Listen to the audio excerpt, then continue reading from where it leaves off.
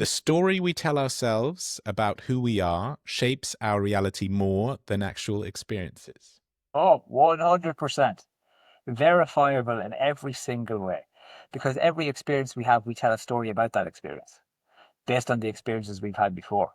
Um, I often talk about one of our needs to be in life is to learn to tell a better story. Because when we get up every single morning, we nearly weave a tapestry that we've been weaving every single day. There's a little tapestry. This is who I am. From the first moment, like when somebody says to you, "How are you?" Immediately you're telling the story. I am unwell. I am. I am. Your attachment straight away to all these different things. So we're meaning makers out of our stories all the time, and that's what we do. And I think also because of our human culture, we come from storytelling cultures for thousands and thousands of years, and that's why we build ourselves up based on these stories, because that's how we fit naturally into that world. Now, just imagine the listeners pass the same billboard on the highway on their way to work. And the billboard is Mark's billboard. What would be the message on the billboard? I think we already know. The message is going to say, "You're doing your best. Be proud of yourself." Coach me if you can. Coach me if you can. Coach me if you can. Coach me if you can.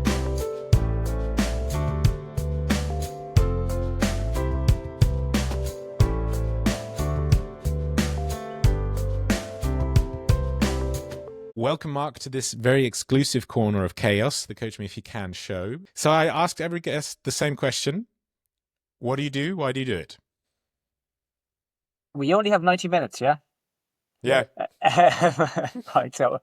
So what do? So I am a transformational coach. So I work as a life coach and executive coach, but I frame it as transformational coaching because really what we're trying to do is we're trying to get to the truth of what's really going on for people, who they really are. How do we bring that out as much as possible so that we start to live a life more in tune and more in line with who we are as a person? Because I think that's the key to our sense of not even happiness, our sense of well-being, our sense of trust, our sense of self-worth in this life. And most of our issues come in life from being disconnected from who we really are. And that's what we try and patch up. That's what we try and get back to. Now, I also work as a public speaker and a public speaking coach. And I do a bit of corporate well-being coaching and get into corporates and do talks around well-being and those kind of things because my background is in the corporate world and well-being is a huge aspect of what I try to do. So that's kind of it in a nutshell. So what I do, if I was to put it into one sentence, is I help people come back home to themselves. And why do you do it? This has never not been a fascinating journey for me. That kind of person development, that exploration, who we are, why we are, what we are. And so as I've went through the corporate career, and I knew that it wasn't for me after a good period of time, but I knew what I loved about it was helping people, working with people, getting to know and understand people so I could help them develop and where they wanted to be. So when I got out of the corporate world a few years ago, I found coaching was a natural space for me to find my way into because then I could start expressing and talking about the things that I'm really interested in and then helping people in those spaces as well. So for me, people are my passion and I have an absolute passion for this. And I love the journey that we go through. And I love how much I learn in every journey that I go with on somebody along with somebody else because it's a pleasure to get to do this and it's a privilege. And why I keep doing it and keep doing it, keep doing it is because when you are in a space where you hear someone's truth all the time, you can't but learn from what's going on because in our world, most of our communication is superficial. It's transactional. But in these spaces, it's true and it's honest and it's raw and it's open and it challenges me and it confronts me because there's times when I'm going, oof, that's something I need to think about and a little note for myself. And so there's such a passion for me in it because I see people grow and I get to grow with those people. That's lovely. And so you spent 20 odd years in banking, correct? I did indeed in the financial service, so in the fund administration board, actually, yeah, for more makes sense. Compare the Mark of today to the Mark. Pick a moment in those 20 years maybe that stands out. What are the key differences? And maybe what would a family member say about the difference? That's a really good question. I suppose there's quite a lot of similarity because me as a person, I would often be trying to have these conversations at work and conversations about personal development or bringing in some mad idea from some mad book that I was reading, that was challenging, and we were trying to talk about something very strange. But Like I coffee think machine coaching, kind of coaching at the coffee machine a in little between bit, or meetings. disturbing at the coffee machine sometimes because people were busy trying to do work and I was asking questions that just didn't fit. Um, But I think for me, so it's who I am now is much more free to be myself, to talk about things that really matter to me. And I think that's been a journey as well as part of it. And like, if there's people who are listening in and they're not just wondering about getting into coaching, they're wondering about being a coach. Like I remember when I started and I'd be speaking to someone and I couldn't even tell them what I was doing because I didn't know how to. I didn't feel it was right to. That the imposter syndrome that we all get when we do try and do something different. But for me, because it's such a passion, it's what I do that I'm very much free to be myself and to express myself in this space. Even I went down to my local community where I come from to give a talk about a year ago, and I use a lot of examples of what not to do as myself. And now I'm free to kind of do that. And I think probably the me, if I go back to the work time, the me back then would have been much more wary of what people might have thought, much more conservative, much more ego driven too. I was, I can't say those kind of things. Because what will people think? Don't care what people think. This is the truth of it. I have to care about what I think, what works for me, what's right by me. So I'd say that's a massive difference. But I think too, the stuff that I've learned since, like I often wonder if I was back in that corporate world now, like my process would be so different. Everything that I do would be different. How I would structure myself, how I would approach situations, how I would deal with conflict. All of these things would be different because of all the skills that I've learned in the meantime. So that would be a very different space. And there's times when I wonder what that would be like to go back in now with this knowledge and use it and apply it and see how that would feel and taste. Because I know I work with people trying to do it and I see the difference in them, but I would often wonder for myself. But I think freer is the best way to describe how I am today compared to who I was. And any specific moment where it changed for you, where you made that switch? You mean as in switch to coaching or switch as in to get comfortable being free? Switch to coaching. Actually, my particular role that I was in was being made redundant, um, and actually, no word of a lie, I was sitting at my desk, and it was now. If I go back 2 months previous to that, I was at my desk. It was 11 o'clock at night, and I was working away. And again, I was in charge of 4 teams, and one of the teams was missing a manager and a supervisor, and I was trying to keep this client happy that was in the US. And I just stopped, and I just said to myself, I can't do this any longer. Like I have to change. If this doesn't change, this can't be it till I retire. And then I thought of my dad, and my dad passed away at 57 from cancer. I was thinking, like, he didn't even get to retire. So is this just it? Is this my future? Is this the next 14 years of my life? And that's it, like. And then it was about a month and a half later, I was sitting at my desk and I knew, like, I'd known I had to change for years, but I didn't know how or where or what. And sometimes you need a catalyst. And I got an email from my boss saying, could I join a meeting at 11:30? I went out to make a cup of tea, which I always have handy. And I was making a cup of tea. I just had this realization. My position's about to be made redundant. I went back in, dived into the call. There was my boss. There was HR on the call. I said, okay, so it is happening. And so they said your position has been made redundant. I went, okay, that's fine. Now look, not to say that there isn't the anger, the why me, God, like you shouldn't be treating me like this. All the work that I put in, all these kind of things. I was last in. I was paid much more than the people who were there in the position in the same position because they were in the same company for 10 years. I wasn't part of furniture. It made sense. I clearly wasn't the greatest worker of all time because they would have kept me too if that was the case as well. But it just gave me then to think about, well, what can I do? What is possible? I started thinking about, right, I met a life coach and I loved what she did. I dived into the call and she was like, why are you here? And I said, I don't know. Let's talk. And then I went after about 10 minutes, I know why I'm here. I'm here to figure out what you do and why you do it. And so I knew what was needed. So I was put on gardening leave and I started getting coaching qualifications while on gardening leave and then started to move into the coaching space. But I think there's something else that's useful. An interesting part of that story too, Peter, because I remember I was about 4 months, maybe 5 months into it. A friend of mine said that he'd been out that night before, and one of this person that I knew said, Mark Carolan, he's a life coach. How can he do that? And I thought about that for months. I would often come back and I'd go, do you know what? How can I do this? Can I even do this? And then one day I realized I was still thinking about it. I was like, why is that thought still in my head? And it just made me kind of think it through it from an imposter perspective and realize, wait a second, that was people, why they said that. It's no reflection on me. It's a reflection on what they want to do or what they think they can achieve. And them saying that about me has made that a catalyst for me being able to be able to step up and do the thing that I want to A do. useful question. Brilliant question. Like, so what they actually did was they actually gave me material that I could talk about why you could do this Yeah, by yeah. them questioning and challenging me. And a lot of it is people who look at what you're doing and think, Jesus, I'd love to do that, but I'm not going to do that. But that's an unsaid thought in their own head. Interesting. I also had to think, playing it safe would have been going back to a similar banking role, right? Gardening leave, maybe take some holiday and then go back to what you know. The evil you know is maybe better than the evil you don't kind of thing. But you took that plunge into the unknown. It must have been a good coach, the initial coach. Um, it's not really, not because I didn't really do any coaching. I had a conversation with them, and it was more about finding out what this was about and what it was. And I suppose Ah, okay. it made me realize that it's something that touches me perfectly, right? And even to go back to that example of the person who said, how can he do that? When people found out I was doing it, I got loads of messages of people going, "That is the perfect thing for you. I can't believe that is just the right role for you to be doing, being a coach. Just perfect for you. How did Mm. you find that? Like, it's just finally.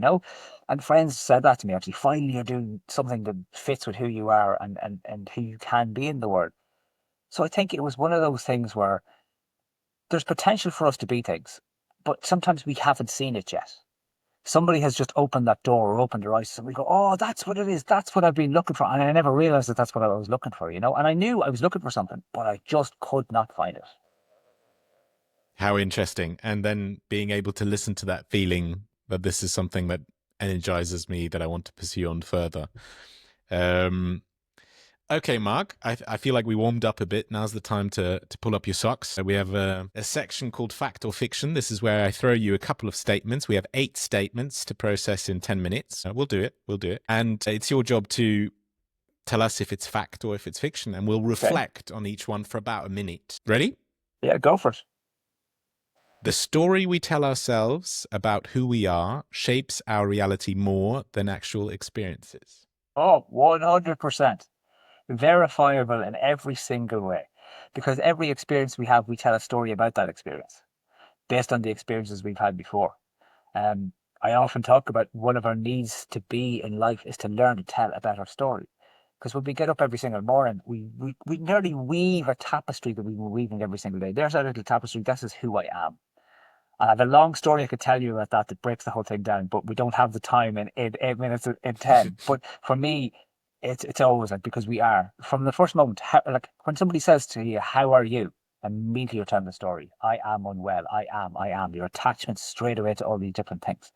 So we're meaning makers out of our stories all the time, and that's what we do. And I think also because of our human culture, we come from storytelling cultures for thousands and thousands of years, and that's why we build ourselves up based on these stories, because that's how we fit naturally into that world. How interesting. Yeah, no, I also wonder some of your experiences, maybe we can pick that up in the coaching session, how to rewire some of those internal narratives when you as a coach might think, wow, that's a bit very critical, or that's even a bit harmful, the way someone might be speaking to themselves. Next one. The story we tell ourselves about who we are is often shaped by trauma or other people's expectations rather than our true nature. Yeah.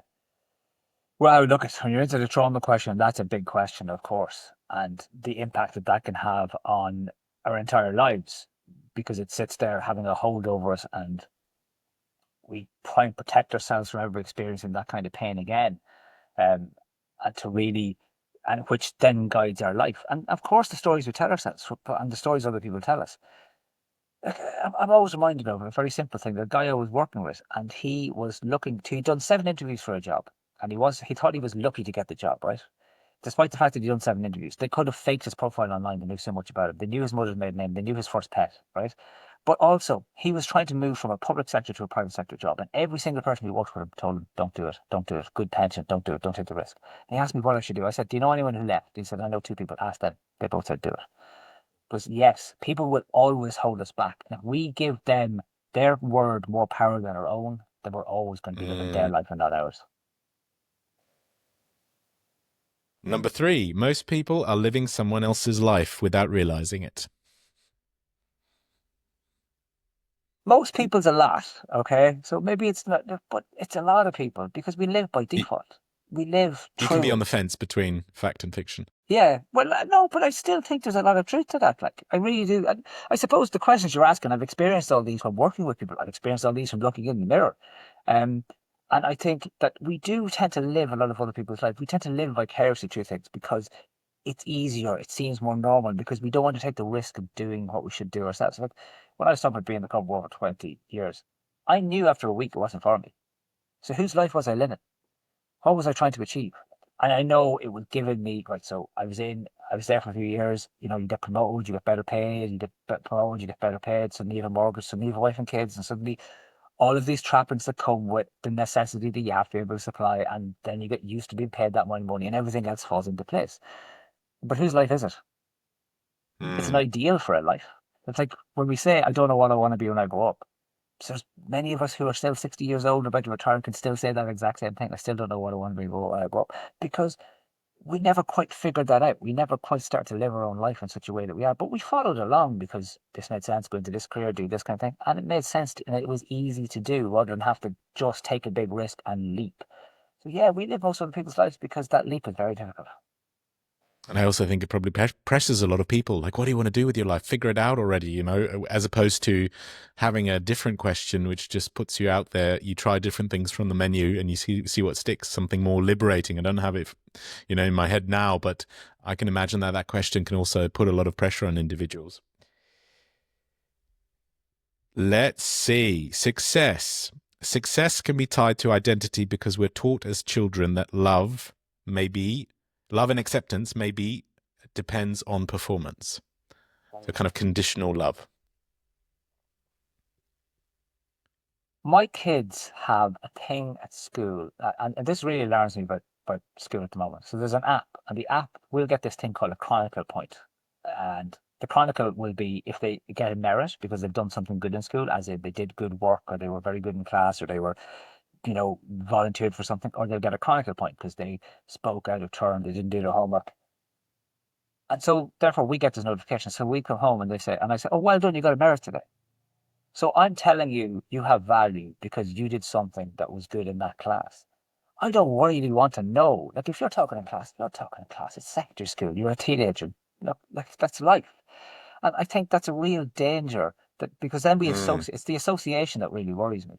And to that point, like, I think there's such truth to that because when we do well, I'm told, oh, you're brilliant, you did well, you know? So we associate having to do well to be worthwhile, to have value. My youngest daughter, my eldest daughter, she said to me a couple of years ago, I said, God, you look so well today. She goes, oh, does that mean I have value?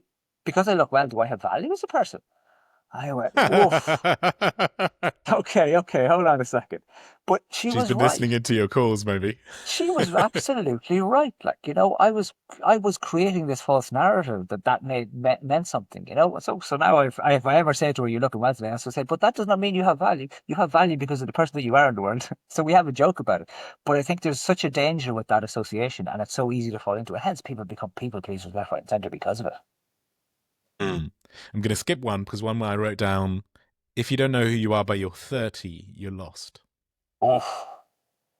Oh, I'm going to disagree with that, and I Mhm. understand that change is more difficult the older we get because we're so much more malleable for so long.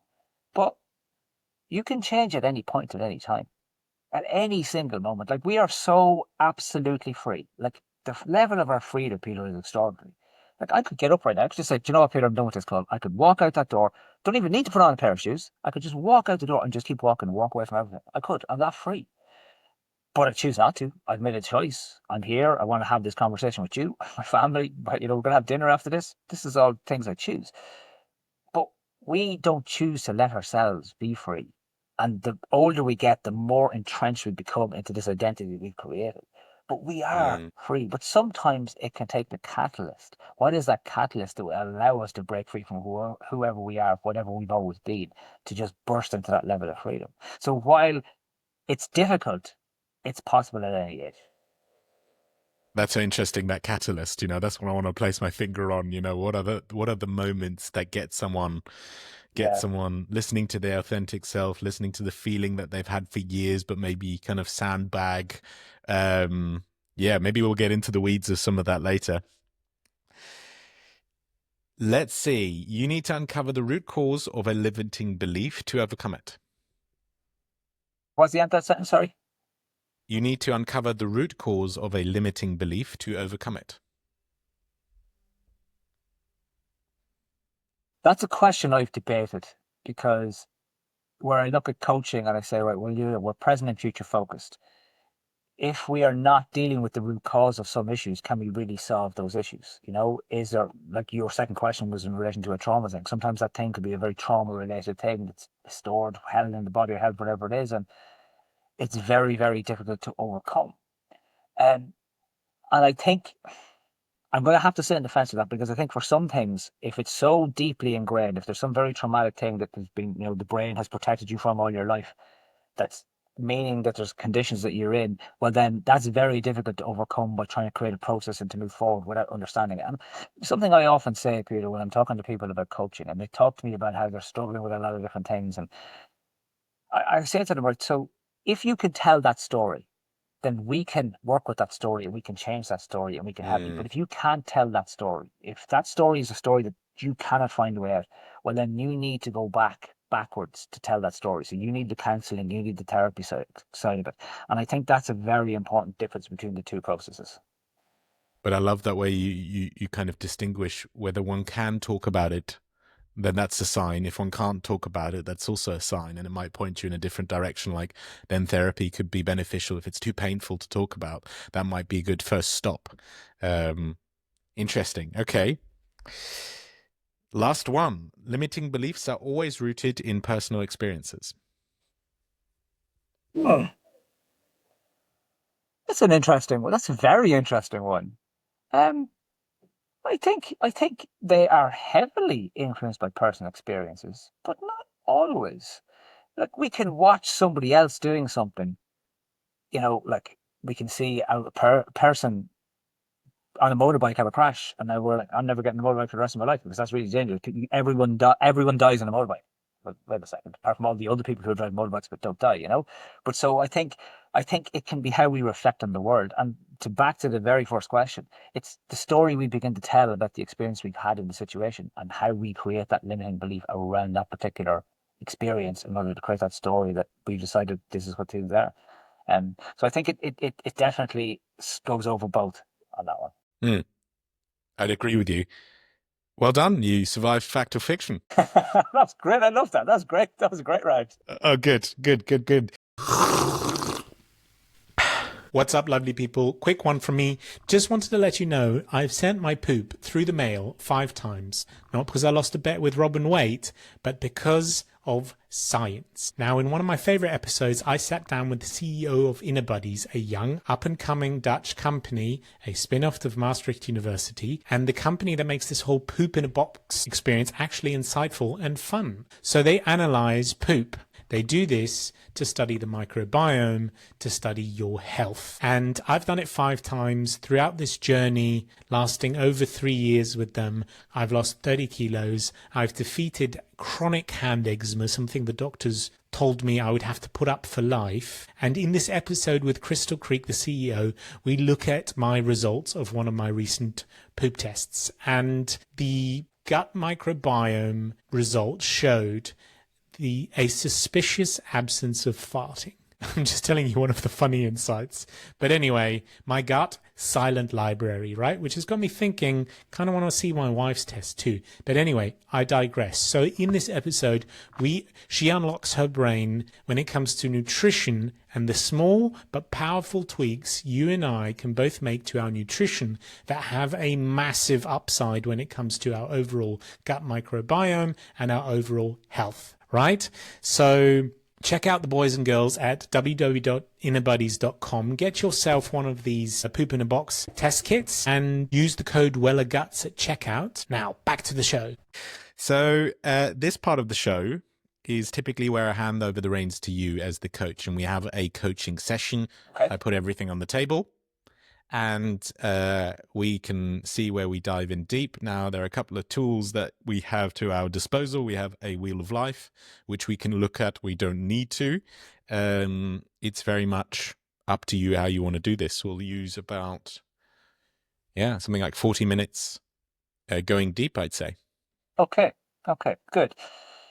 Great. Okay. Well, so I know, thankfully, we had a conversation before, Peter, so we've got to understand and know each other a little bit. Because look, for anyone who's out there and they're wondering about coaching, you're never going to start coaching the first time you meet a coach, because it's not possible. There needs to be an understanding of each other. It needs to be a two-way relationship for this thing to work, for this thing to actually go into the spaces. You need to bring your honesty and your trust and your vulnerability, and that space needs to be safe, that you believe that the person has you held well. Now, you're putting this out in the world to see, so I admire your courage in that fact, and I admire your bravery for how you propose to do this. And I do like the Wheel of Life piece. Um, and for me, I was looking at your Wheel of Life 2022 and then your Wheel of Life 2024, and the comparison and the sea change in the two of them, because it's quite significant. Most of them are twos and threes and fours, and even five and fives is not bad. The family is eight on the first one. So I find that very, very interesting. And your first one, okay, so that was 2022, and I know that you were struggling with an awful lot of things back at that point in time. 2024 then is very interesting for the changes that have been made and for what it looks like. And I love the fact, and this is what I like to do, Peter, is that I like to look at some of the things that are good, because we have this tendency to focus on what's not working. And the overarching focus on what's not working keeps us in a negative place about where our life is, about where things are going. Mm. So for you, your family is at a 9 out of 10. Tell me about that. Incredibly lucky, incredibly grateful. I have an extremely happy relationship with an amazing wife, 13 years now. I know she'll probably be listening into this, so I have to say that on the record, but it's actually true. And I think myself and my wife, we dealt with a lot of trauma early on in the relationship. She lost a brother, I lost a mother. And this was in the first year of our relationship. And it was kind of a make or break moment, I think, for couples back then. But we came out of all of that so much stronger in the boat together. And then we stayed in a relationship for a couple of years and then had children. And we've been together now for 13 years and stumbled into a life partner that you can't imagine life without. And two of the most amazing children. So yeah, that explains the 9. Like, I am most happy when I'm with my family. I was actually talking to Tom Godfrey, and we were talking about what would my formula for a happy life look like. Okay. And we had juggled with some of the elements of the equation. And what I had said to him was that what comes before the equals is my impact on my family. Like, that's kind of similar to what you said in the beginning. Family is right up there on your priority list, and it is for mine too. So thinking of my funeral one day, what is said about me, I'm very conscious about my impact on my family, and that puts me in a place. And that came out of the chat with Tom Godfrey. I need to take care of myself to be able to maximize the impact on my family, and that was a new learning for me out of that coaching call. Maybe that was a bit of a long-winded answer, but that's just looking back at family now. No, that's good, because that ties into quite something that I was wondering about, the legacy piece that you got there, because legacy is a very interesting thing. And a Wheel of Life, from my own experience, people tend to put the here and now in the Wheel of Life, and we don't tend to put things like legacy because it's such a long-term thing. And you have legacy at 6, and you even mentioned there your funeral and what your family would say about you. Okay, so it sounds like your family would say very good things about you and who you are, presuming the experience of both is going across the same way. What then has legacy at a 6 out of 10? I think the mere fact of I'm nowhere near finished yet, and I'm nowhere near the kind of at the vision of my life where I want it to be. It's already fantastic. The Peter of 2 years ago would have answered very differently, but now I've been through such a redesign and revamp of my life, so I'm already very grateful. But I do have a clear vision of what I want my life to look like, and that ties into the impact into the family. So yeah. Okay. What would you like the Peter of 2026 to be able to say? About legacy. If how would the Peter of 2026 be able to put a 7 on that?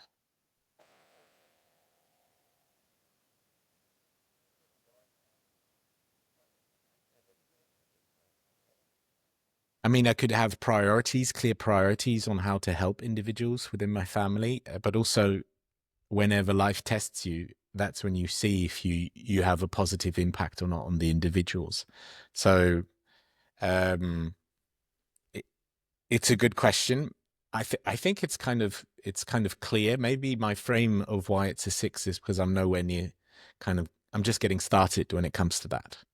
Okay. Well, in that If I case, died tomorrow, if I died tomorrow, I think it would be a missed opportunity based on the impact that I think I can have on my family.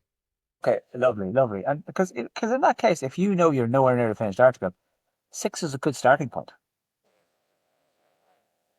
I'd That's agree. Yeah. Yeah.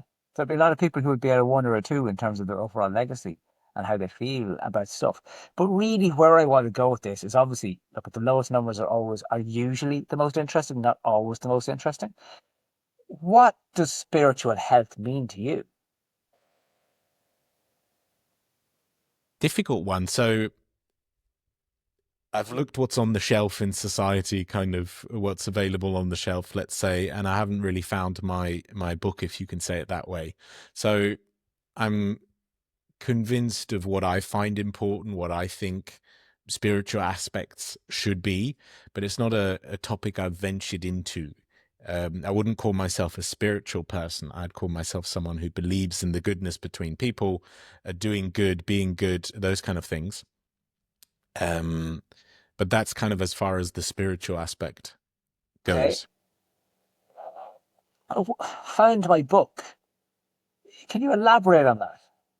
Yeah, that was maybe a strange way of saying, but say, every religion would be a book on the shelf. I haven't found my book, so to speak. So I'm bookless, but I do have a good idea of how I would judge how people need to be, or how I want to be. That's a better way of saying it. How I want to be that causes good in the world. That's kind of where I would get my spiritual aspect from, the goodness between people.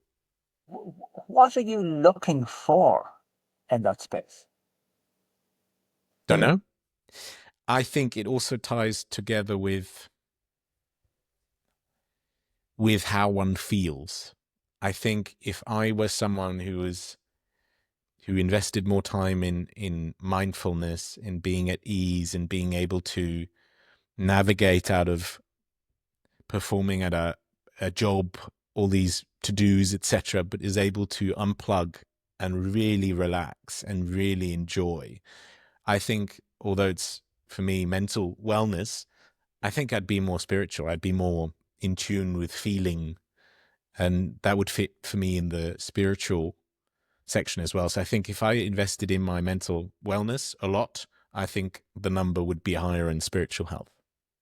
Mental wellness is at a 5, and it intrigued me what you felt was the difference between the two of them. And those who are of the very atheist persuasion might say it's the same thing, though others might say, well, spiritual health is a very different thing to my mental wellness. Mm. Where on a line, like, this is it's an ever Yeah, increasing line in many ways, but where do you feel you come down? Because I get your point about mental wellness increases, spiritual health will increase. I think spiritual health, it's about feeling connected to the world, connected to the earth, connected to people. And I think one can only listen to that feeling when one's in a space where a mindful space. So where one has mental wellness, where one can triage thoughts coming in. What am I going to do with that thought, and take a step back and witness the thought. I'm nowhere near there yet. It's still almost like an onslaught of thoughts.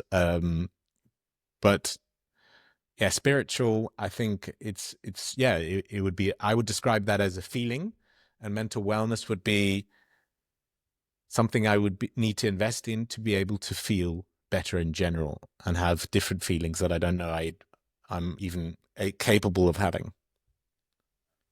And so you talked about connection to the world around you. What about your connection to yourself? How is that? That's a good one. I'd say the same. I'd need to explore that further as well, for sure. Especially when you talk about deep topics like the looking inward. I think there's a lot of weeds to be dealt with it when it comes to gardening. Are you willing to explore any of those weeds, or Yeah, for sure, for or sure. are or are you? Yeah. So tell me, what you, because obviously weeds are sprung to mind, right? What image spoke to mind around those weeds? What image did the weeds cover up? I mean, I snuck in a fact and fiction statement, and that was very much with performance, identity being related to performance, and maybe a historical part of conditional love. You get love or you get praise if you do well. And I think along the years, something kind of went a bit haywire in that category of my life. That for me, I'm just going to stop sharing for a second because I want Yeah. to actually see your face. There you are. Yeah, along the years, I think something went a bit haywire there. So a lot of my self-worth value, I think, comes from performance. So Okay. yeah, yeah, that would be some of the weeds. I snuck in that fact and fiction statement on purpose because I think that applies to my life. Yeah. Okay. Very interesting. So, how do you feel when you don't get validation?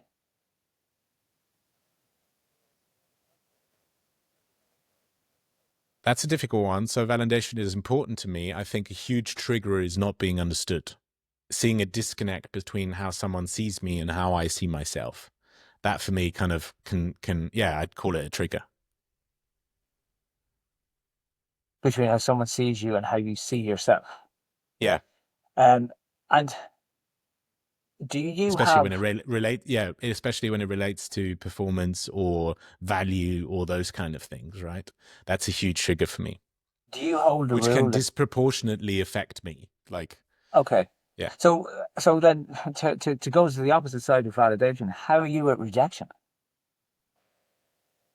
Can you give me an example? Like, Where you don't feel warranted, where you don't feel that people are giving you the credit you deserve in a situation where people have outrightly questioned what you've done, challenged maybe the work that you've done?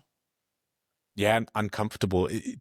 That often so far hasn't happened that often, but it already starts with me with I don't think that individual understands who I am. They see me differently than how I see myself. How And do for you some reason that kind of triggers me quite a lot. and how do you bridge that gap? The gap being Their understanding of you and who you are and what you're about. stress. I think it kind of turns into stress.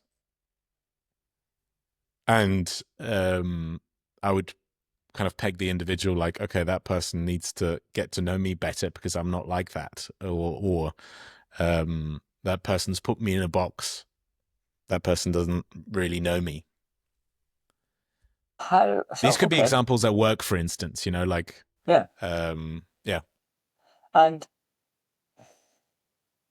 do you notice when you're feeling like that, or is it just kind of because of the stresses going Massively. on? No, massively. It can derail a day, Okay, like, uh, especially if I think the individual has a part in the doors that are open to me or the possibilities that lie ahead, um, those kind of things, then that could really kind of derail a day. And then I walk up to my wife and say, like, why the heck is this triggering me this much? It's so disproportionate. Like, it's only, I know how it should kind of feel like you shrug off an email and, yeah, I'm going to rock it anyway. But, that person not seeing me the way I see myself, it kind of gets to me. Yeah.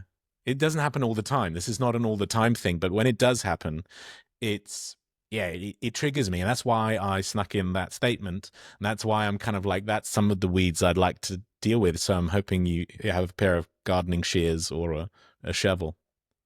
I have I think I have something that's of use to it, but just before I want to go into that, I'm interested in what value of yours do you think is being trod on by that situation? What value? What do you hold dear to you?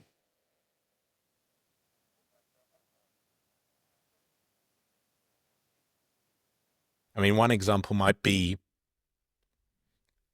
I'm someone who's convinced by the idea, who finds the idea, the possibility of something kind of like, that's my focus. I don't worry about the things on the detail. For me, it's about the idea being good or great. And if someone else focuses on something else, something that for me, like, yeah, I think, yeah, maybe that's one example, I think. But in terms of value, can you expand on the question a little bit? Yeah, look, for an awful lot of us, why we get so triggered by some things that seem menial or small is because we hold a strong value in a certain way. And when our values are trod on, that has an exponential impact on us as a person, emotionally in particular. And we often are like, why do I feel this way? Like the example I'll always give is a lot of people will have a value in treating people right, but then they'll apply a rule to that value that I expect people to treat me like I treat them. But that's an impossible rule to be honored unless you walk around with a piece of paper and a list of these are my rules. Now you make sure you honor all of these rules before we can have a conversation. So I have to treat you like you treat you. I always have to be on time. Okay, perfect. I got every one of yours. Now here's my rules. Life would be very, very difficult if we did that. But because we don't do that, we all suffer emotionally because we have the whole these rules we apply to our values that get trod on, which is the story you're telling around people not understanding you in the same way and that causing that difference. Do you have a value in being understood? Do you have a value in being acknowledged or recognized in those ways? Yeah. And listen to, kind of, yeah, listen to intently, kind of. It's also maybe something that isn't really achieved, but, or is realistic, but I feel like if someone doesn't take the time to listen or really, yeah, that can also trigger me. But also some of the examples you mentioned, like how someone would treat a waiter or waitress, in the room, and those kind of things, they can also trigger me. But then I'd be more capable of saying, well, that guy, is a get creative with the last word of the sentence. It's not someone I want But as a I'd be, friend. I'd be, yeah, and then I would probably want to express care to the waiter or waitress and show that I'm not like that. But the specific ones that really trigger me is like where I'm not understood, and I feel the person hasn't given me the chance yet to just kind of listen to me or get my way of thinking. And typically, my way of thinking is just about doing something good, creating something fantastic. It's not even about ego or those things. It's more like I'm about the idea. I don't know if that's answering the question. It does. But my intention is to hope to let you see the reason why you're getting annoyed is not the detail, the technical part, but it's more the emotional and what you hold dear to yourself has been trod on. Mm. So what I would ask in that situation is, and to use a very, very simple coaching model, right, on this, the CIA coaching model, what can you control about their reaction, at what they do? Very little. What can you influence? Some. So in Yeah, what I can way? influence my own. I can influence my own reaction, whether I vent, whether I stay calm, those kind of things. So myself. Yeah. Well, I'll go back on that. I would challenge whether you can influence that or whether you can control that.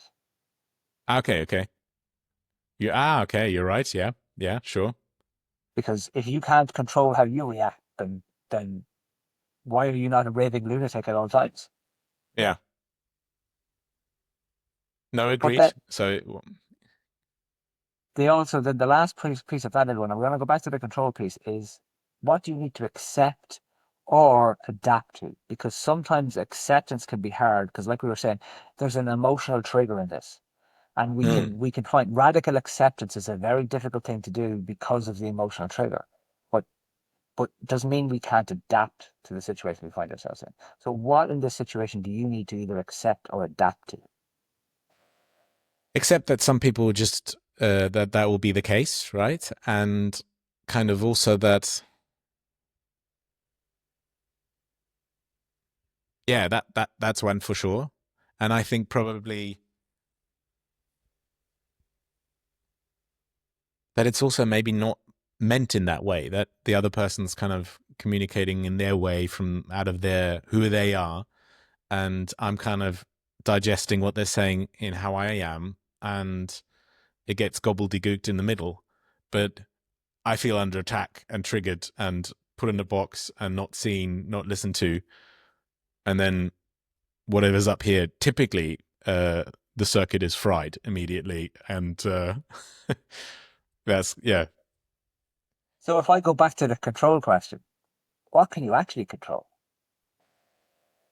For sure, my response, like what comes out of my mouth, and how I choose to deal with that in that moment. So maybe like breathing in deep first, any other kind of exercise, any other way of reflecting about this, is this really being sent in this way? Is it me just feeling my values being attacked? Or the kind of questions I would ask myself. So have they, by their actions or response, demeaned you as a person? Not in the way that I make it. I make it into a drama in a movie. I think in some ways, yes. In some ways, one circumstance, yes, but it's minor, and it's still interesting that the impact with me is major. In terms, if you take a day, like it would take reframing, going for a walk, rewiring. Okay. And the reason I ask is because that nearly ties back into the validation question. There's a sense of that validation piece around it, but also it ties the whole way back into the connection to self question. Because the difference in when we're connected to ourselves, the impact of the external is so much more lessened, as opposed to when we're looking for the validation of self externally, then that impact is out of our control. Does that make sense? Yes, it makes sense. Yeah. How do we get there? How do we get there? It's like so that CIA model is a good logical way to walk through our emotions. Okay, I think another way to understand how we feel and how we are, as a coaching tool, I like, especially when people will come and they're struggling with work issues in particular. That's a concept called SCARF. Okay, and it's simply that your status, your certainty, your autonomy, relatedness, and fairness. And it's 5 elements of this. Okay, in the situation you're describing, right? You're talking about your status at work. And if that status is impacted by this person's response or this person's accuracy, so we feel our status is affected. Okay, so we're not sure what our status is. Certainty becomes the second thing. We have an idea, this is what we're trying to say. Somebody is challenging the idea, is challenging the details, so suddenly we're on uncertain ground. Autonomy becomes third. So we are here trying to do our job to the best of our ability. But because we're being challenged back, our autonomy is being reduced because we're no longer in control of the situation. And then the last two pieces, relatedness and fairness. So from a relatedness perspective, why does everyone else feel victimized? I feel victimized here. Why is this? And the fairness piece is like, is their response actually fair in the situation? Have they really listened to me? Have they understood me? Or why are they responding in that way? And so from a personal perspective, if our status is out of kilter, if we don't feel certain, we're losing autonomy, we don't feel it relates, and we feel it's unfair, of course we feel like we feel. It's absolute sense that we're like, of course I feel like this. So then how do we fix it? How do we fix the status? What can you do from a status perspective? What conversation can you have? For instance, reaching out to the individual. Can you use that then to get certainty, to find your autonomy again? And even in reaching out to the individual, you were expressing your autonomy. Yeah, I think so. Would you ever actually reach out to the individual? But it also, like, just in the example I have in my mind, it also gives that individual kind of a lot of power, right? Like, there are other people who just shrug something like this off, and like, they're going to see I'm going to do awesome work anyway, because I'm passionate about my work, right? And so good will come from it. Do I really need to make out of this thing that I'm making gigantic? Do I really need to? Yeah, Okay, that's interesting, right? So when you're thinking about reaching out to the person, how are you thinking about it? Are you thinking about it like just like when you're reaching out, in what way are you reaching out? Typically, I think about reaching out, and then I reach out, and then yeah, maybe avoid conflict. But I realize at the moment, in the job that I'm in, it's better to reach out and clarify and make sure that both understand each other. It's not that there was a huge conflict, but still I kind of felt attacked. And I'm typically in my mind, I know I'm very strength aware, and I know that I'm extremely strategic. So I'm at the end of the alphabet, and especially if something happens at the beginning of the alphabet for me, then I'm like, I drag my feet into the conversation, because for me it's all about the idea. And someone attacking someone else is kind of wasted energy because it's about the idea. Yeah. But yeah, I just felt like I needed to say that the good and bad about strategic thinking.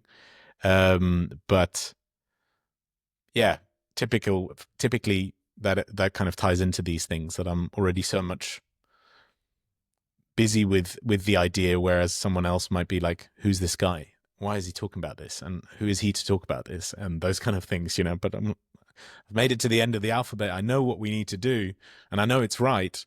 You know, but challenge is a normal part of life. And if it were the challenge of the idea, I wouldn't mind at all. But if it's a challenge directed at me, then the alarm bells go off, and kind of like, okay, I'm not understood. I don't know if this is No, adding more color it's to the picture, interesting. kind of thing. It's interesting because you're revealing a lot more about your thinking process in the situation too. And it's interesting how all the thoughts you've put in their head. It's interesting how you're in their head thinking for them as well. It's my antidote for almost anything kind of thinking, which through the years probably was a self-defense mechanism going back to childhood, like analyzing the environment, analyzing risk back in the day, and that developed into a strength, but it's also a weakness at the same time. So if it goes out of proportion, or if I can't turn my mind off at night and I'm not in bed, the lights are on but nobody's home, and my mind's still kind of, you know, processing, that's a downside of it. So I'd like to take you back a little bit because I think Please. we've got an analysis of where you are in the situation. And it sounds like for you, one of the big challenges is you're understanding what's going on, but your emotions are allowing your mind to spin off and Yeah. distract you. Okay. Yeah. So in these situations, okay, what's a true statement about yourself that you can reach for in any situation?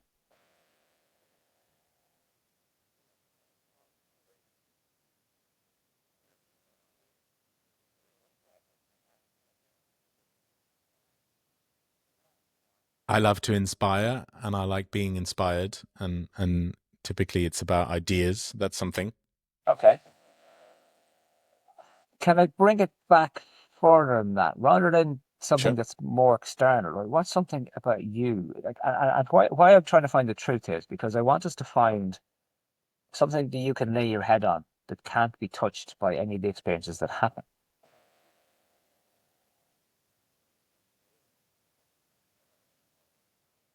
Yeah, I'm a good person. Okay. Is that a belief or a knowledge? That's a knowledge. Okay, Like good. that I know. Okay, okay, great. Um, when you think of things in those terms, right, and you said earlier about this connection with self, and where is that? When you think of being a good person, where does your connection with yourself fit?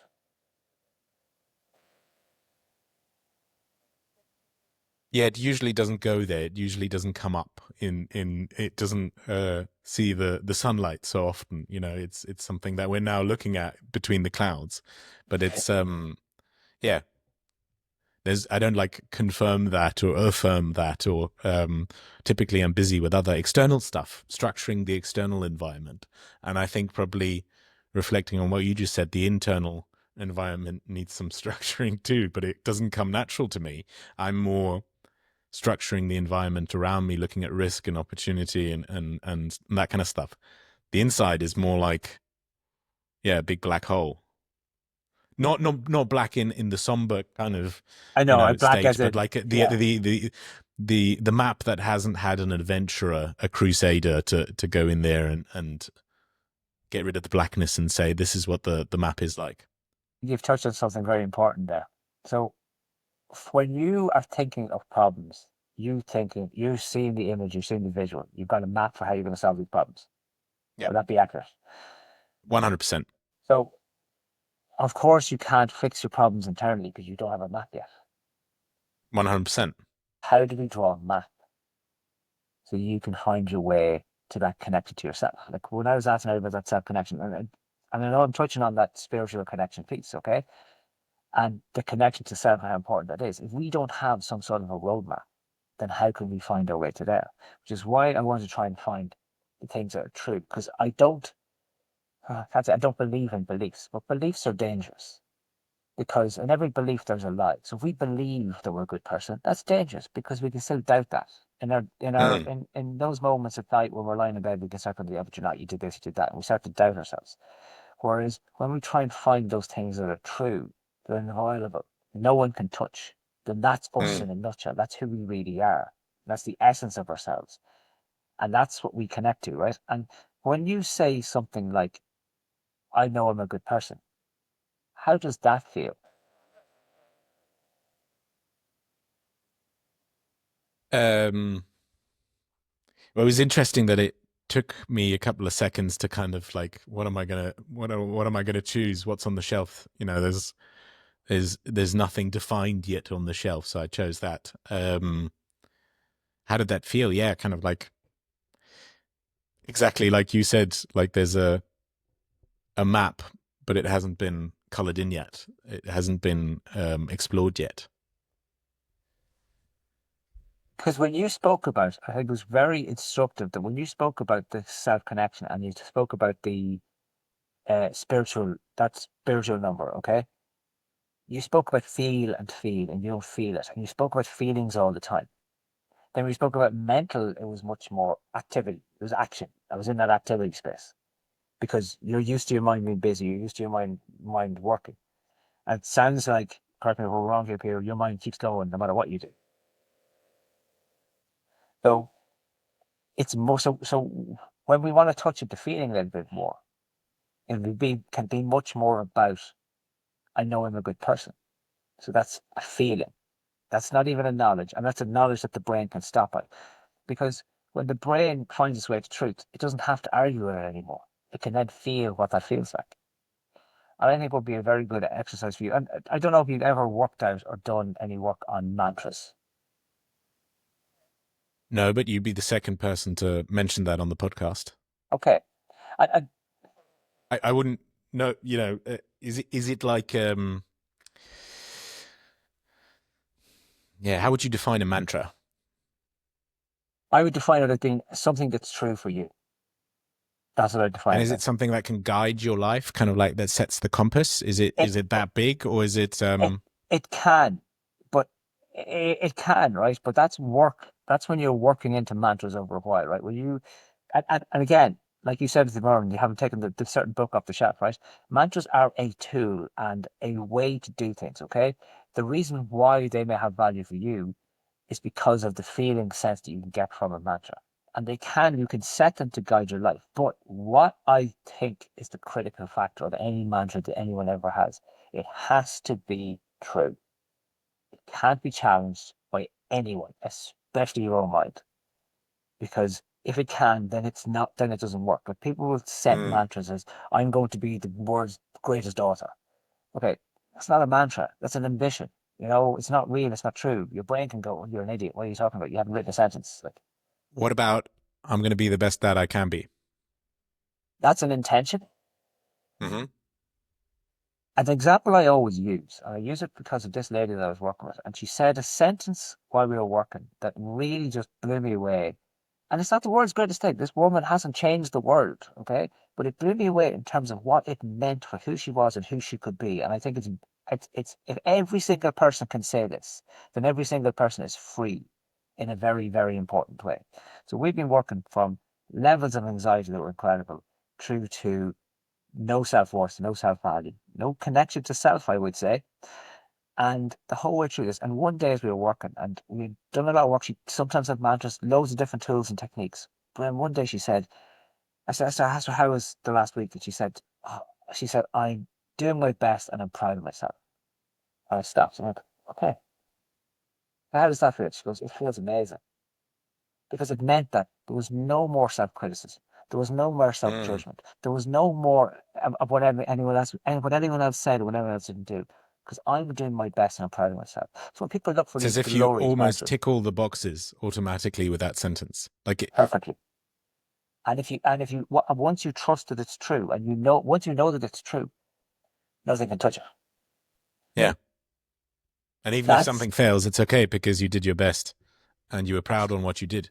Yeah. So when you said there about I'm going to be the best father, as opposed to I'm being the best father I can be, and I'm proud of myself.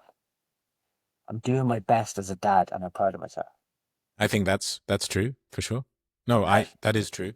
And how does that feel? Good, because yeah, that's okay. So we're coloring in a bit of the map more. A bit of the more of the map is being colored in, but that's something I also like. It has such a high priority of me, being the best dad I can be. Yeah, and I know I'm achieving that. If your priority is to be the best dad you can be, when you fail, there can be a challenge. To my children, yeah. Yeah, but when you fail, there could be a challenge in that because you're letting yourself down.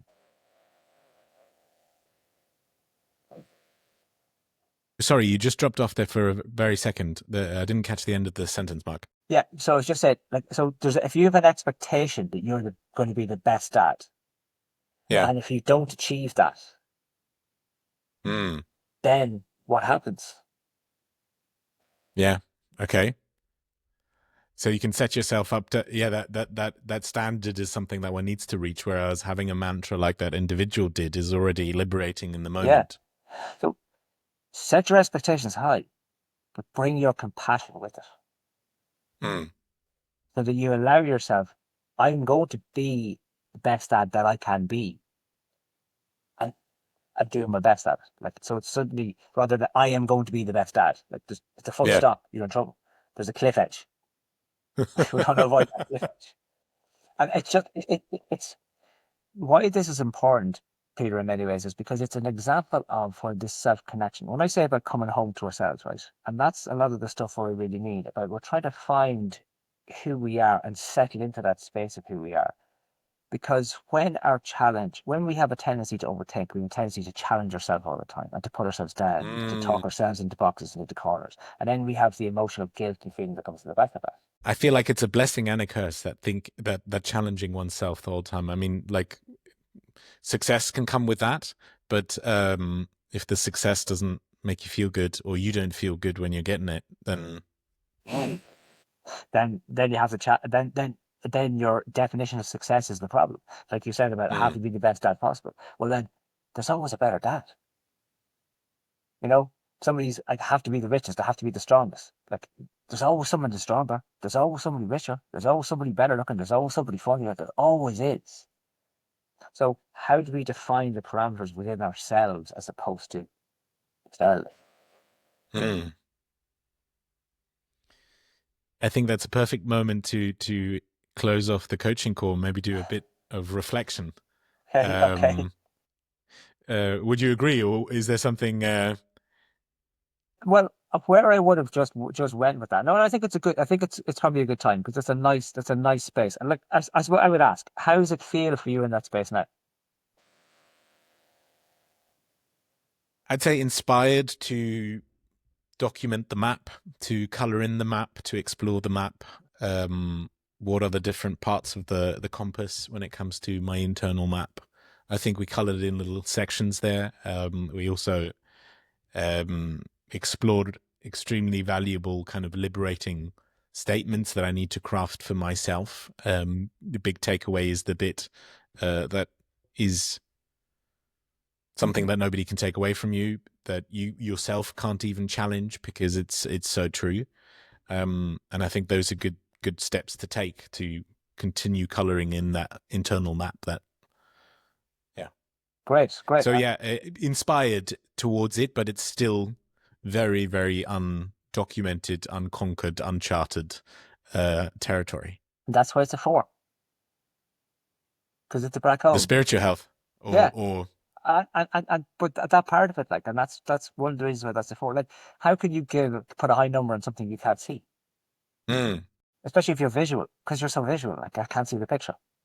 But that's exactly what it felt like with there's not a book on the shelf for me when it comes to this category. So Yeah. So what? Yeah, I need to figure out what books to put on the shelf, and maybe one's my own book that I write myself. Maybe that's the answer. But even from a physical perspective of writing a book, but from a spiritual and mental perspective of having the book of Peter that you take down and you read the things that are true about Peter in it, you go, okay, yeah, that's right. Put that book back up. And I think where I would have taken that, right, if we'd probably need to spend another 20 minutes or half an hour to work this back around into where you spoke about from a work perspective. When you talked about, like, well, how do I stop the mind? And work it back around, so we start to find, okay, where's the truth in this whole situation? How can you find your way to that part of this, so that despite all that's going on around it, I can go, you know what? No, that's fine. This is okay. This is who I am. This is where I am. Mark, you can come back for a session too. No worries. Thank you very much. Wow. So that was really interesting. Uncomfortable at times. The uncomfortableness was not coming from you at all. It was coming from inside, this uncharted bit. But we also managed to paint opportunity and kind of where one can go with this. So I'm leaving that part kind of inspired on, yeah, there's some internal conquering I need to do, and charting, first of all, and exploration. Lovely. I really appreciate your honesty with it. I can be very blunt sometimes with where I go with questions. But I like to think that I do it in a very I follow where we're going. So I don't start with a map per se. I start with an idea and I follow where you need to bring me, or you direct me, or you show me, or you throw a few words in every so often that are a little bit out of the kind of defense that you're speaking from. And now those few words is, oh, lovely, thank you for those few words. So suddenly we just slip underneath Give a me an little bit. example, or give us an example of a couple of words that stood out that you're like, Well, when you said the book one, that when you threw that through the no book on the shelf, right? So just that image, it suddenly told us there was an image there. And when you said the black hole, I was thinking, okay, perfect. You've told me that you're so image conscious that you see the images all the time. A few things like that. Like when you were speaking first about the spiritual thing, you kept on talking feelings. You just kept on talking about feelings before you talked about thinking and thinking and thinking. And so I was trying to see, well, where does that mean? What is that? How in touch with those feelings are you? And when I was asked about connection, a lot of connection is feeling, right? If I give you an example, so I would do Qigong would be my spiritual practice per se. I don't know, it's the more meditative form of Tai Chi. Now I've tried, God, everything at this point as well. Like, trying to find the different books. I wouldn't maybe I'm back reading a Christian book after all these years, to just answer, because I'm always asking questions in a way. But my Qigong, I will always finish it with actually connecting into my body, into the ground, and thanking everything. And what's really interesting when you talk about your brain talking, I thank my brain. My brain shuts up when I thank it. It shuts up because, oh, because you're just doing that connection piece. And it's the feeling thing that's there. There's a feeling in it. And when I walk away, I feel connected and I feel good. And I always feel alive and fresh. And so I was always trying to figure out, right, when you were talking about feeling, why is that when you spoke about then the challenge from, let's say, the work perspective, it through your feelings, it's just like it just exploded them in all sorts of directions. yeah. And so suddenly the feelings were no control whatsoever. And it gave you the idea that the feelings are something. Your calm and control is of the thinking of the mind and the process. And you're a solution. It's your solution focus. So you see a challenge, Your wife must drive. You must drive your wife mad with this. Sometimes I'd say because you see a problem, she tells you a problem. You go, oh, you do this, this, and this, and that's a Or solution. multiple family members, yeah, who Yeah, just want to chat about problems. I'm like, I don't do that. I'm doing that. No, because I could see the solution, so I have to tell you the solution because Yeah, you're that yeah, way focused, which would show that maybe there's a sense that the feeling is being ignored or being avoided even. yeah. And that's why the feeling when you were speaking about that, I was trying to find where do we bring that back in again into another part of it. Yeah, yeah. Great session. Thank you very much. So we have the next part of the show where we look at some audience questions. I have that small group of WhatsApp Okay. community that represent the listener as I'm not published. There's the neighbor on there. There's my sister on there. My wife had to be on there. Some friends, some people who owe me money. And I kind of put in a rolling link to a survey where I put all the next guests on and then they can pepper them with some questions. Okay. So they can go in any direction, right? So I love that. Yeah, absolutely. let's go. I feel stuck. How would you guide someone through rediscovering who they are and what they want? Stuck seems to be a prevalent thing of our modern world, Peter. I don't know if you see that with people so often now that the amount of people say, yeah, I feel stuck, I don't know what to do, don't know where to go. We need to wind it back. We need to, instead of adding things, because that's what we tend to do when we feel stuck, I'll start doing this now, I'll start doing that now. Start taking stuff away. What's not serving you? Okay. Let's stop doing this, stop doing that. Okay. But we need to get back in touch with our values. That's where we start. Because when we feel stuck, it's because we're doing things that don't light us up, that don't align with who we are, that don't make us feel joy in our life. And even if people are, I feel stuck, right? What is one small thing that you've done that maybe you haven't done for years that brings you joy? Tap back into that. Just do it again. Mm. I see that with clients and they tell me about, oh, they're stressed and they're stuck and they don't know what to do. Well, I ask them, what do you love to do? And they say, oh God, I love to go sea swimming. Oh, I love it. It just brings me life. When was the last time you did it? Oh, 3 or 4 years ago. Mm. Where do you live? Oh, I live on the coast. Okay, what are we doing here? Like, what's going on? The answers are never that far away. It's just that we've closed, because of how we feel, we closed ourselves off. Sounds like your solutions focused too. Have you been talking to my wife? Good. Let's see. I've had a total of 2 city trips and perhaps a couple of free days in the last few years. I consider myself a workaholic with too much commitment issues towards my employer. Ugh. How do I kick myself into that driver's seat? Oh, okay. Like really, really, no. Okay. What they want, but what they're not doing is making themselves a priority in their own life. So how do they make themselves a priority in their own life is the question that they're really asking. And sometimes, like, it's hard without sitting down and figuring out, right, well, how are you spending your time? What matters? How can we start putting things into time? What's really a priority? My daughter, my youngest daughter, has been wanting a dog for years, okay? And last Friday, we said, we'll talk about it, we'll talk about it. Last Friday, she sat at the kitchen table and she said, she was talking about getting a dog, and she said, it's my childhood, but it's only a moment in time for you. I went, oh, wow. Okay, hold on a second. This daughter of yours, that's the second kind of killer line. Yeah, no, that was the like, elder one came up with that first one, but that was my youngest one with that one. It's an absolute killer line, and it's a killer line because so that person who's talking about they're always prioritizing work, right? It's this is your life, this is your whole mm, life. So if you keep prioritizing that, what have you missed out on? And mm. my daughter's point was, if you don't let me get a dog, my childhood's going to be over. I've never had the experience of a dog. But whereas it's just going to be a few years in your life as you pass through it. And our life will pass us by unless we get that dog or unless we prioritize ourselves. So, like, to steal from Trump, maybe because he's on the media all the time, like the America First strategy, but then applied to yourself. You need to take care of yourself first before you take care of others. Not that I subscribe to anything the gentleman says or does, but in my mind, like the country's turning inward, the individual should turn inward to take care of itself first 100%. before. I always ask people, Peter, and they tell me how busy they are, and I'll ask them what their priorities are, and say, well, my clients, or my boss, or my cat, or let's say my mother is not well, let's say, and I say, okay, they'll give me a list of 8 things. I go, okay, there's something missing. What's missing? I don't know what's missing. I say, okay, where are you on the list? Okay, oh, I'm not on the list. So put me 7. do you mean settle? Like, where you're number one. And that's where That's we build exactly from. the moment I had with Tom Godfrey on the call. Okay. And yeah. And I just kept going down the list, and he's like, "Who else? Who else? Who else?" And then I'm like, then there was the deer in headlights moment where I'm like, Uh, "Fuck, I should be on the list." And then I just froze, and I didn't do the audience justice because I didn't narrate my thoughts. But I thought, like, if I'm number one, does that make me a bad dad? But when the plane crashes, you put the gas mask, well, not the gas mask, but the oxygen yeah. mask on yourself first before on others. And then Trump has this strategy, America first. What if that I applied that to myself? Would I then be a better dad if I took care of myself better first?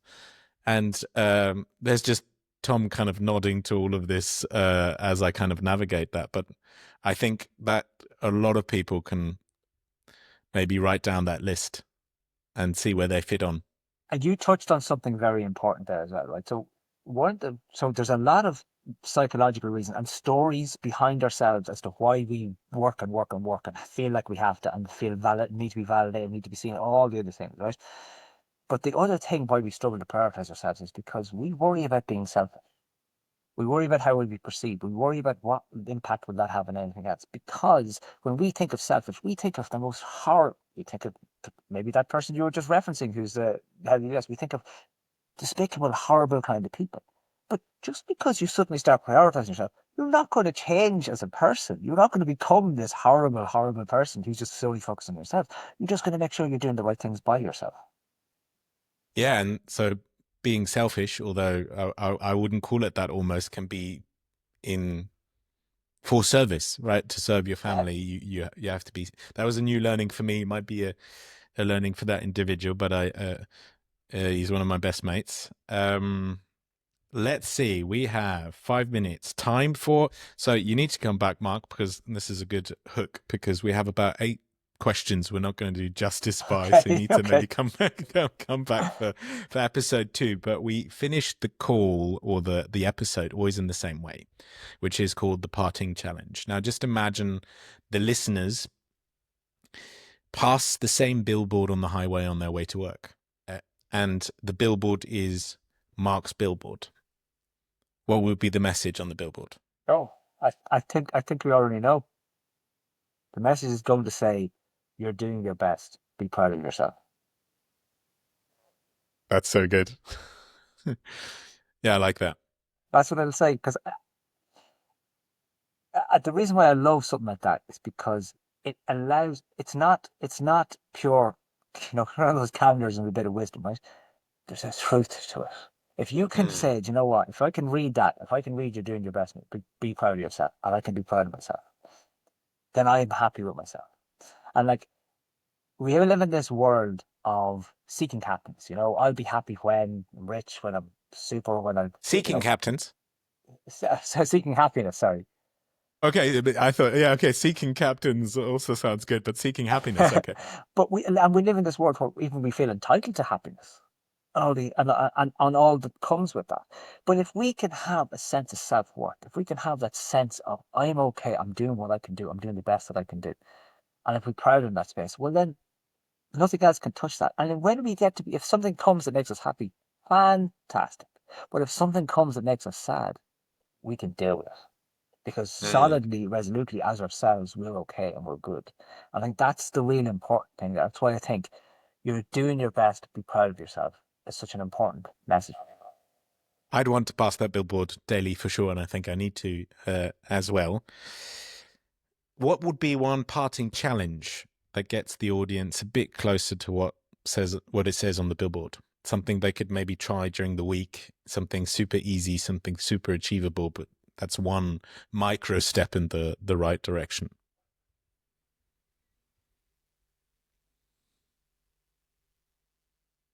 This is a difficult challenge, right? And this is just something that I experienced many years ago, and it's always struck me for the power of it, Peter. I was at a men's gathering about 15 years ago now, and the guy who wrote facilitating, he got us to write down the stuff we say to ourselves in our head. We write down a piece of paper. That, look, you're pathetic. I can't believe you did that. You're stupid. All this kind of internal dialogue that we do. And then you'd write it down. Then you had to read it to the person beside you. So you had to turn around to this person. You had to say to him, "You're pathetic." You're rubbish. You're no good. Can't believe anyone. How can anyone like you? All this kind of stuff. The thoughts, the negative thoughts that come into our head. And as you were halfway through Wow. it, you were just like, I cannot read any more of this. I just can't read any more of this. Okay. And so, for anyone who's listening, if they want to start changing their life in a very positive way, check the language that we're using to ourselves. Change it back to, I'm okay. Keep going. It's another day. Maya Angelou had this beautiful mantra. She used to say every single morning, and oh, what a wonderful day to be alive. I've never seen this one before.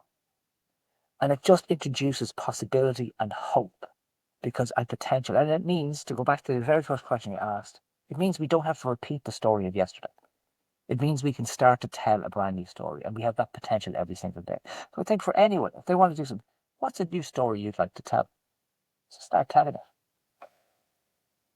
Mark, it's been an absolute pleasure to have you on the show. Thank you so very much. Where can people find out more about you? Yeah, it's been a pleasure to be here. This has been a fantastic conversation over Friday evening here. Really lovely. You'll find me on LinkedIn, Mark Carolan. You'll find me on my website, Mark Carolan Coaching. Thank you so much, Peter. It's been great.